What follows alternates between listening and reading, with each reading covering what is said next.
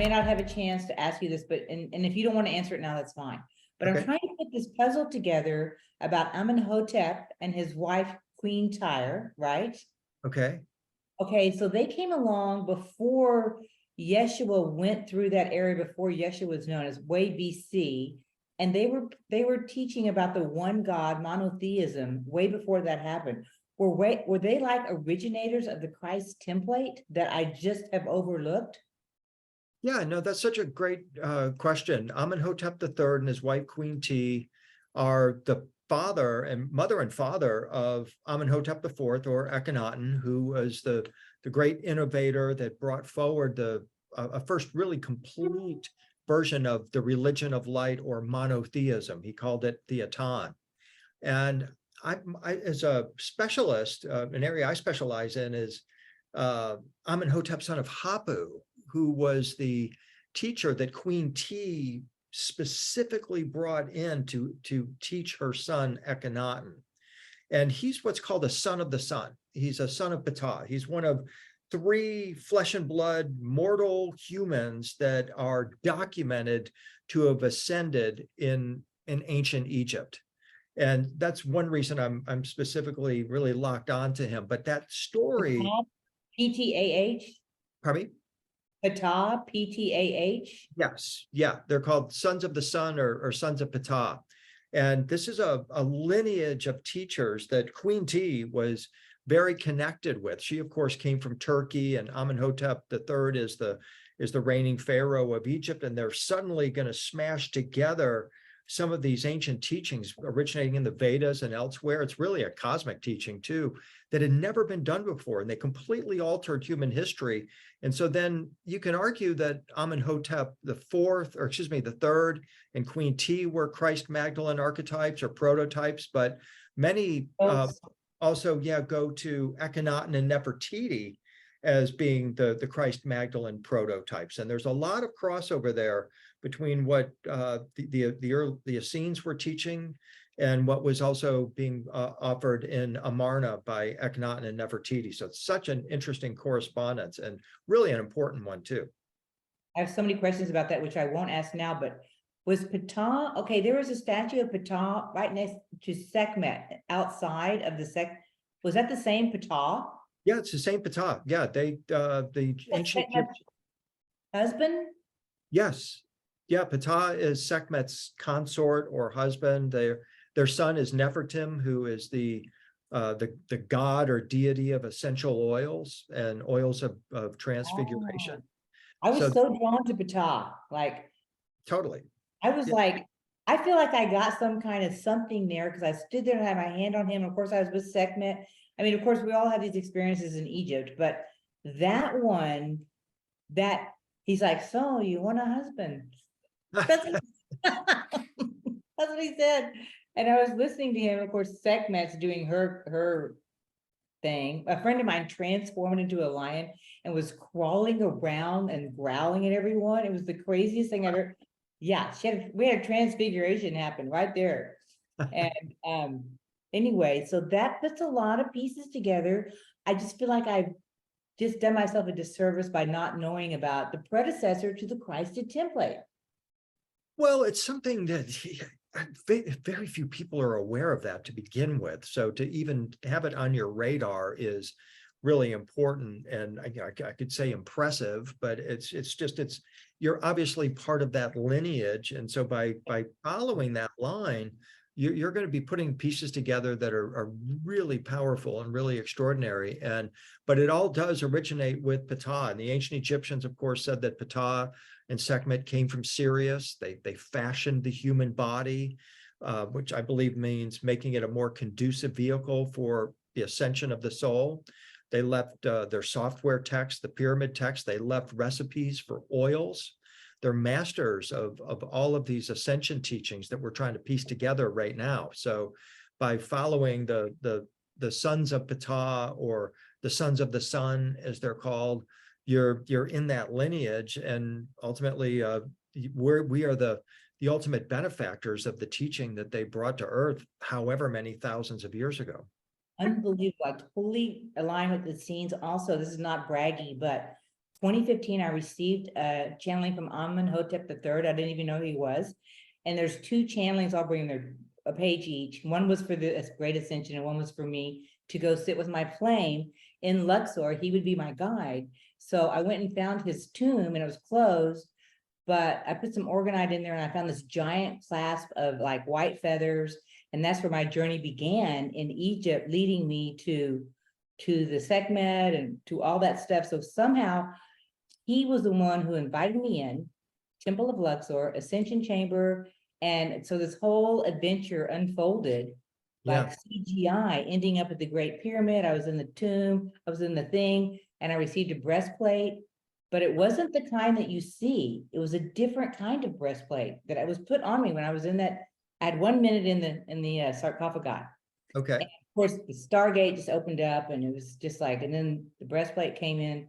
So I'm just happy to talk to someone who doesn't think I'm crazy. And I'm No, I like, totally get it. hey, guys, I got this channeling from 2015. And like, right, you go ahead and do that.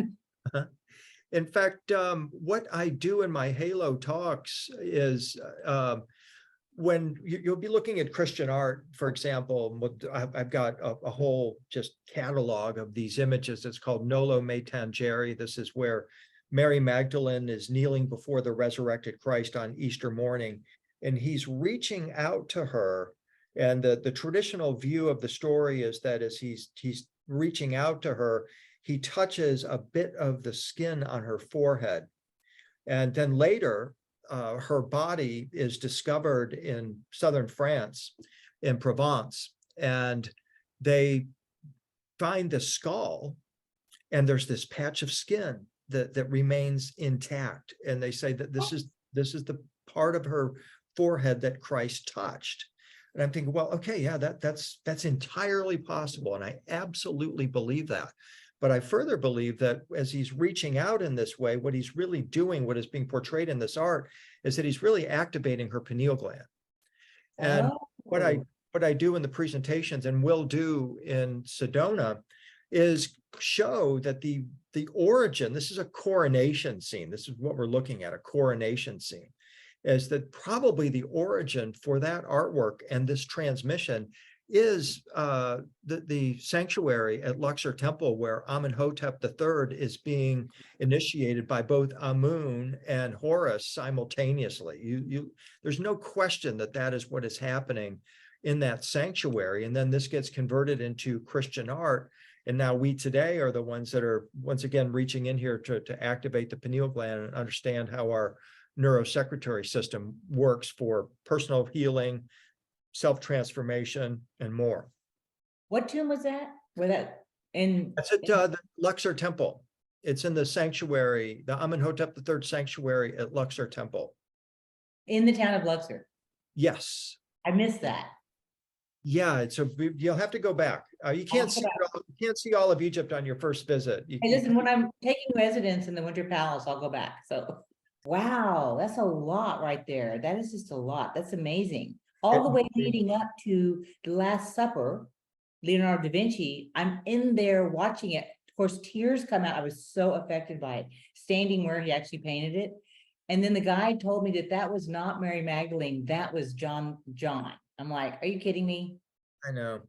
Yeah, you kind of you get to sort of pick your own version of it in a way, because they say, yeah, it's John the Beloved. And then there's the arguments about who John the Beloved is. Is he the son of Mary Magdalene and John the Baptist, or? It's just Mary. Okay, everyone just stop right there. It's just Mary Magdalene right there.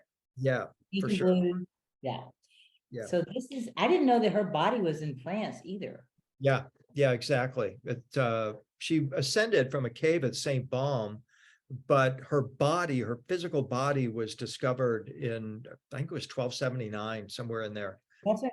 Was she ever in the Rosslyn Chapel? Was she ever buried there? No, I mean, at least not that I'm aware of. She went to France. Well, yeah, she went to southern France, and then the Joseph of Arimathea line goes to England, to Glastonbury. Jesus Jr. went to Glastonbury. The daughter Tamar is believed to have gone to southern France. So they kind of split up, and this is why the royal families of both France and England trace their lineage back to the Holy Family. Wow. Yeah. I'm And into it. yeah, oh no, it's I'm so so into it. so powerful. But again, through the weekend, we'll get into some of that, but the focus really is on their teachings about our mystic anatomy, about the light body, about activating our neurosecretory system and releasing these higher hormones for, again, for healing, for bliss, for joy, for transmutation. And I'm really excited to be able to put it all together. The Halo events that I did 5 of them that will be distilled or condensed into this one weekend experience that is really meant to be not a complete summation, but it's like we are going up to the top of a mountain peak. And so that weekend will be the top of the mountain peak. Like, it's really Nice. fun to be able to do that. I've been feeling it. Like, I make sure that I'm in Sedona on those dates. I have a house there, so I'm gonna be in my house in Sedona on those dates. I cannot wait. Beautiful. Thank you, Robert, both of you, for putting this on. It's gonna be, hey, I think it's gonna be really magical. Are you feeling that? Oh, yeah. Yeah. Well, the weather is looking like this. I was just up to Cathedral Rock a couple days ago and took this picture. Beautiful. And I have my holiday hat on because I know you're going to talk about the colostrum, right? And that's related to Santa Claus.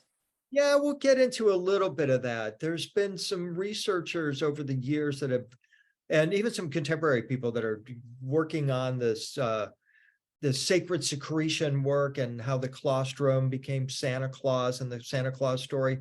We'll talk about some of that, but there's much more exciting things for us to get into as well. Well, let's just get that nectar flowing, that divine nectar flowing, and take it from there. You got it. That is our goal for sure. Just get that flowing and glowing. Listen, thank you. Thank you. I could keep you busy with questions forever, but Robert said you had 20 minutes. Is that correct? Yeah, I'm here I'm in Ohio today for Ancient Aliens Live, and we've got a Nice. meeting here shortly to get over to the theater and do our rehearsal and all that kind of thing. So I had limited time today. Well, good luck with that. Thank you for your time, and I'll see you in Sedona. I look forward to that. Yeah, thanks guys very much. Yeah, thank you, William. Okay. Oh, one more thing, William. Can we do another Zoom like after your tour? Yeah, sure. Yeah. And maybe invite the attendees who are going to join us. Yeah, that'd be great. Okay. Love it. All right. Right on. We'll set that up then. Okay. Thanks, guys. Thanks. Take care. Bye. Thanks, William. Ciao.